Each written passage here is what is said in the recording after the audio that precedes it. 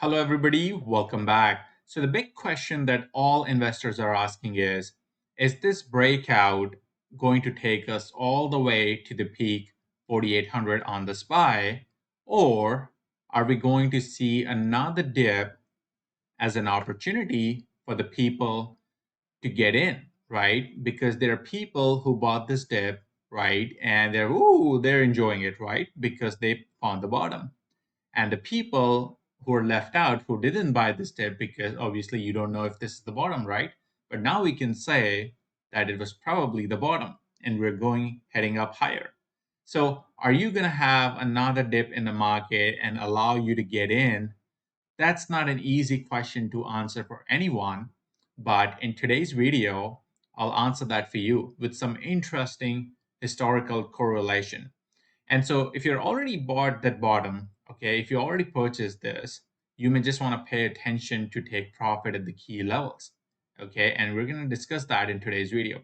But if you didn't buy, then you may get a chance to get in the market as well. And to answer that, I'll take you back to 1973 again to really show you the price action that we're seeing today is similar to what we saw back then. This is going to be a very interesting video. Make sure you watch till the end. And if you find value in today's video, consider to like and subscribe, if you will. All right, let's get into it. Let's start with the S&P 500 on a daily time frame. So since April, we have been in a downward trend. Okay, we have been making lower highs and lower lows. Okay, and for the first time, we entered in a consolidation phase, or sometimes people call it distribution. And so we were consolidating in this range, and now we broke out. Okay, everybody can see this. Everybody's paying attention to this. What this means is we're changing the trend. We're going from a downward trend to an uptrend. Okay, and it's very important for the market. So you can go out and see all the YouTubers, majority of them are talking about breakout confirmed, and all they're saying is now we're going to make higher highs and higher lows, and we're going to go all the way up to 4,800. A lot of people are saying that. So before we answer that, let's go take a step back and go to the weekly time frame and look at the bigger picture.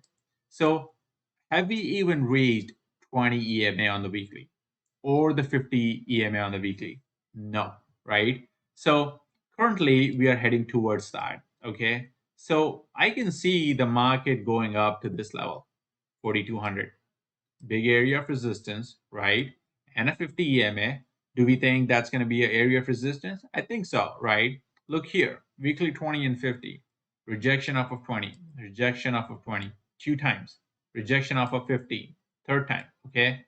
All these rejections, right? And then we had a breakout, and then rejection off of 20, rejection off of 50, rejection off of 20, and now we're heading into that same area again. Are we going to have rejection at 20? If we don't have rejection at 20, which I don't think we're going to stop at 20, I think we could go at 50. I'll tell you in a bit. So we can go to 50 and get rejected. That's going to be a high chances to get rejection. Why? Because that's going to act as a point of confluence. What I mean is you have a weekly 50 that's going to act as a resistance, and you have all this nice consolidation that happened here, and this is big area of resistance. So the market could come down after hitting that level. Okay, so let me now explain you where I think the market, what actually the market could be doing, and I'll tell you why. So currently we have a nice breakout. Okay, so in my opinion, okay, you come here for my opinion and I'll tell you my opinion. We are doing this. Okay, we broke out. Now we had a little bit of pullback today on Friday, and now we could be heading in this drag in this area because there's not much structure here. Okay, there's nothing here. Okay, this is the big area. This is where all this consolidation happened. So it's very likely that we're going to hit this area, and that's the 4150 area on the S&P that was showing the weekly 50. So if we go to this area, get rejected because of this daily 200, right? So we get to this area, we get rejected, and then we come all the way back to this area. basically to this 3600 area, or at least to this area. I'll tell you, I think we may come back to 36. I don't think we may go below 3600. Here's why.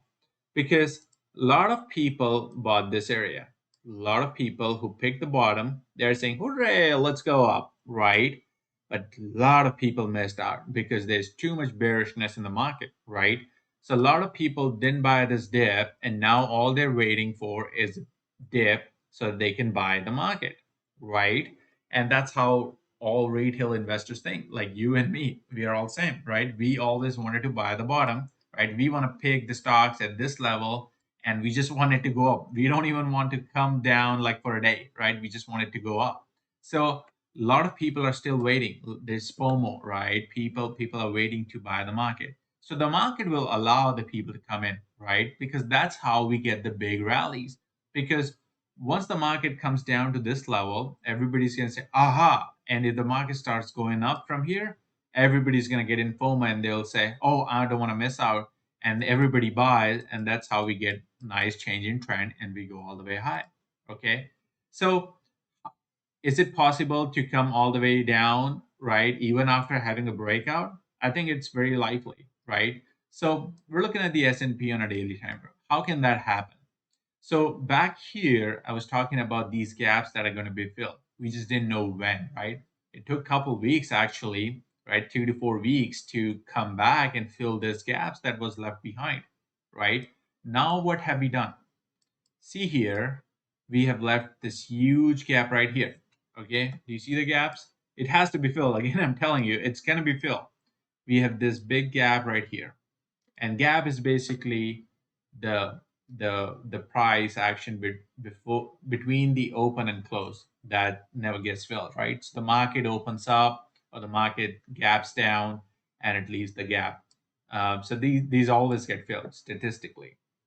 So we have a gap right there. Okay, we have a gap right here, and we have a gap right here. The island reversal that happened. So we have too many gaps. Okay, three gaps that need to be filled, and we do have some gaps on the upside also, but it's like way higher. So it's very likely that the market could go up to 41, 48, 48, 41, 80, 4200, and then it's not gonna fall like this, like I'm showing. It's probably gonna make lower highs and lower lows, lower highs and lower lows. If we see that kind of trend, we may come back to this area. That's going to be a big line of support. Okay, so market could come down to fill these gaps, and a lot of people who are waiting could get an opportunity to get back into the market. Okay, now let's switch to the 1973, and this is going to show you the exact price action that we're seeing today also happened back then. The reason I like to compare back to 1973 is because we had high inflation back then and we had high inflation today. So as you can see, US inflation rate was increasing and the markets were coming down. Same thing that we're seeing today. So these markets are very comparable. That's why I like to look at back at the history and understand and learn. Okay. So I want you to pay attention at three things. Okay. One is the time frame. Okay. What month are we in? Okay. The second thing is the technical pattern. Okay. And the third thing is key reaction of the moving averages. Okay. So let's break it down. So 1973 January is when the market started coming down. Okay.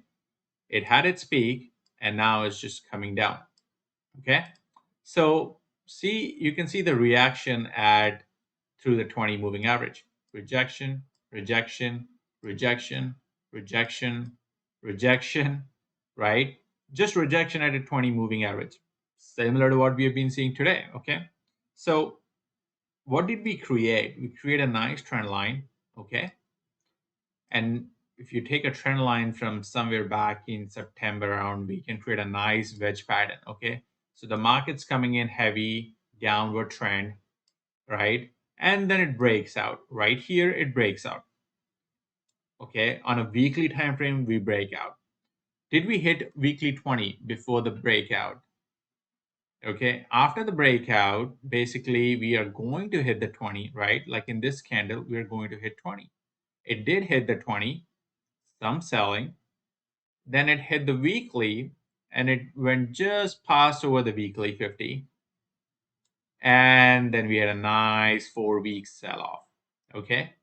And when we had that 4 week of sell off, where did we come down to? The previous support. Okay. And then after that, we went up. So basically, what did we do?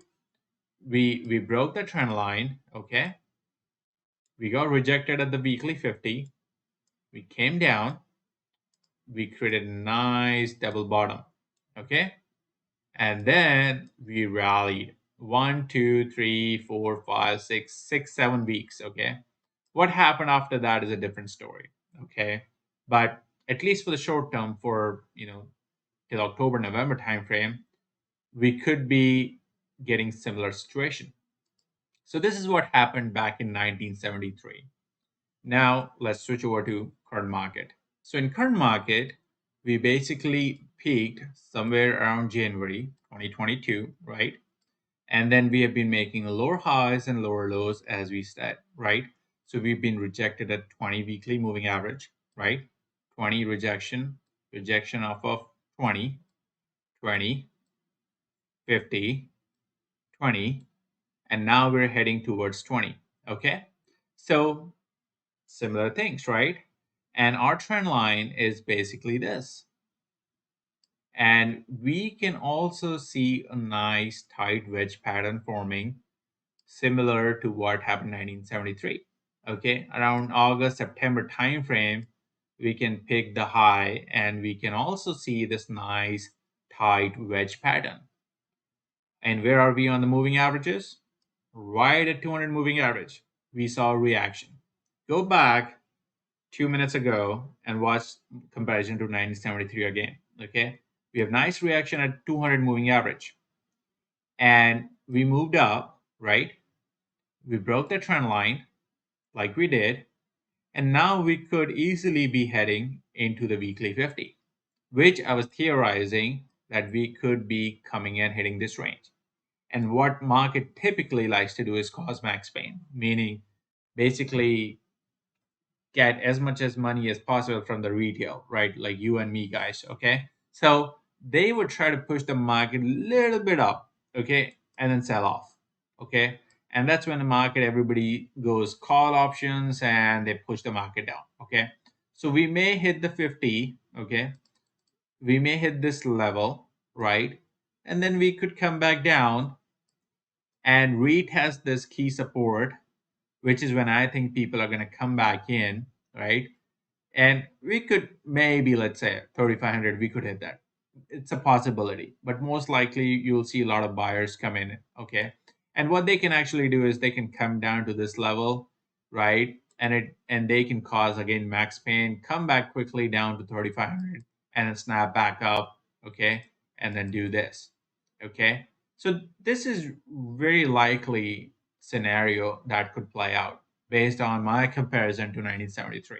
Okay, obviously you can have different opinions. You can think, oh no, forget it, we're just gonna go like this. You can definitely say, okay, we're gonna go have a nice pullback and then we just go and all the way to 4,800.